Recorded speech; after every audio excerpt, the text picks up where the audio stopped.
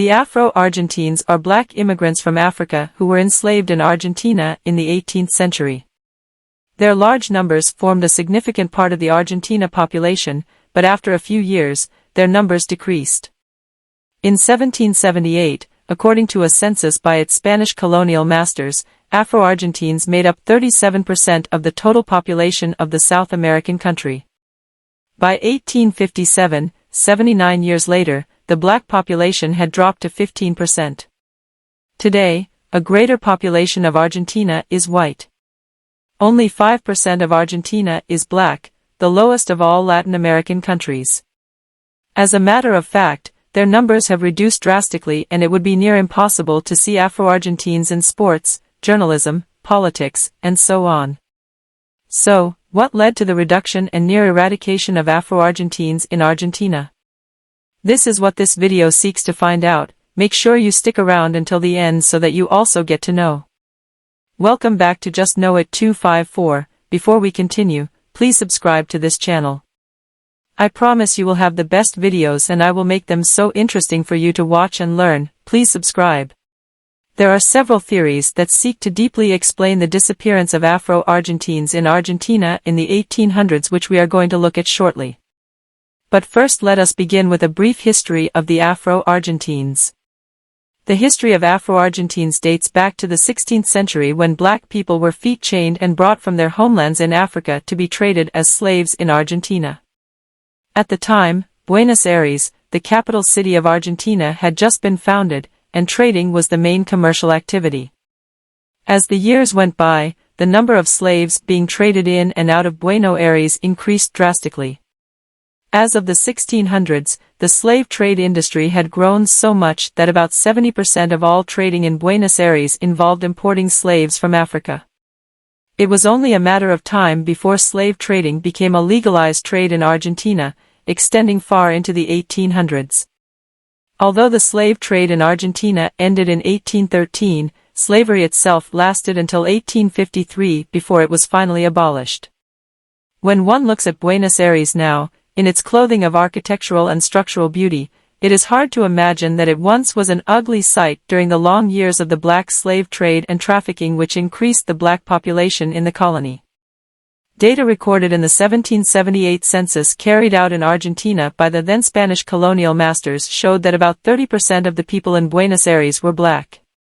By the time the slave trade ended in the 19th century, Afro-Argentines accounted for 1/3 of Argentina's population, even though many of them were descended from slaves and some were still in slavery. Not only were the blacks a robust community, but the Afro-Argentines were also involved in and actively influenced the Argentine culture with their African ways. For instance, the popular tango musical style and dance which was developed in Argentina has its roots traced to the African country of Angola. Let us now look at the disappearance of the Afro-Argentines.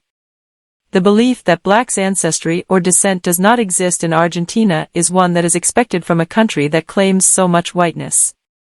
This belief sets a logical problem against the claims that the erasing of black history occurred in Argentina.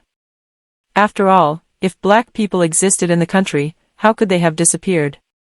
The first theory is that the 7th president of Argentina, Domingo Sarmiento, carried out a massive genocide of Africans in Argentina. Apparently, between 1868 and 1874, Sarmiento put in place oppressive policies that saw the death of many blacks, gauchos, people of Spanish descent, and native Argentinians. Some of these included forcing black people into the military, forcing them to live in poor neighborhoods without adequate health structures, and carrying out mass executions. Black people were largely forgotten and ignored so much that the Argentine government did not include them in the 1895 national census. The second theory states that most Africans died in the Paraguayan War of 1865 between Paraguay and the Triple Alliance, which include Uruguay, the Empire of Brazil and Argentina. It is said that most Africans were signed up for the deadly war, leading to their large-scale deaths. There had been quite a number of crises in the country, including high infant mortality rates, cholera and yellow fever epidemics of the 1860s and 1874 respectively. The third theory states that Argentina focused more on whitening the country by bringing in white immigrants from Europe, thanks to the Constitution of 1853.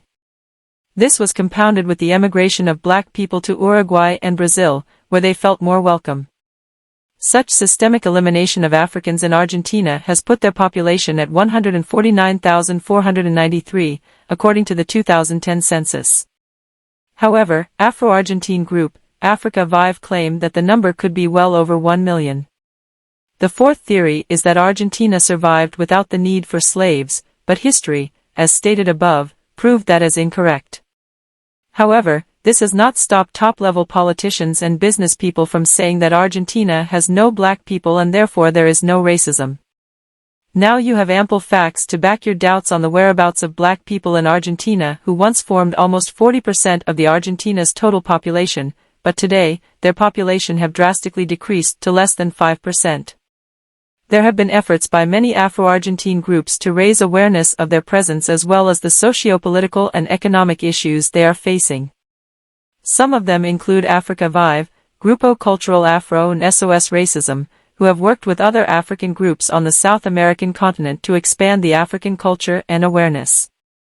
There have also been other organizations such as the Forum of African Descent and Africans in Argentina and the National Institute to Combat Discrimination were formed to fight discrimination and racism. Afro-Argentines today. The masked racial discrimination that has fed Argentina's erasure of its black history is astounding, and it has caused multiple reverberations for generations. While the lives of Afro-Argentines were lost, the black consciousness and black accounts were also lost to history. In recent times, sequel to the re-emergence of the black community in the 20th century, Afro-Argentines continue to fight to bring back and keep the black account in Argentine history by telling their stories. A memorable feat was achieved when November 8 was assigned by the Argentine legislation to celebrate Maria Remedios del Valle, the Afro-Argentine soldier who fought for Argentina during the Argentine War of Independence in the 1810s. Since 2013, November 8, officially referred to as the National Day of Afro-Argentines and African Culture, has served as a day when Argentina revisits and celebrates its African roots. Still, the question of whether Argentina is truly a white country or not persists. This question does not fit into a black or white structure, but one thing is certain: white Argentina will find it very hard to completely get rid of the black footprints in its archives, which is a good thing, especially for the Afro-Argentines who have been denied a substantial part of their ancestral history. Thank you so much for watching. If the video was interesting, give it a like and subscribe to this channel. Also, let me know what you think about this video in the comments section. Don't forget to watch the videos that have appeared on your screen. I promise you are going to like them as they are equally interesting.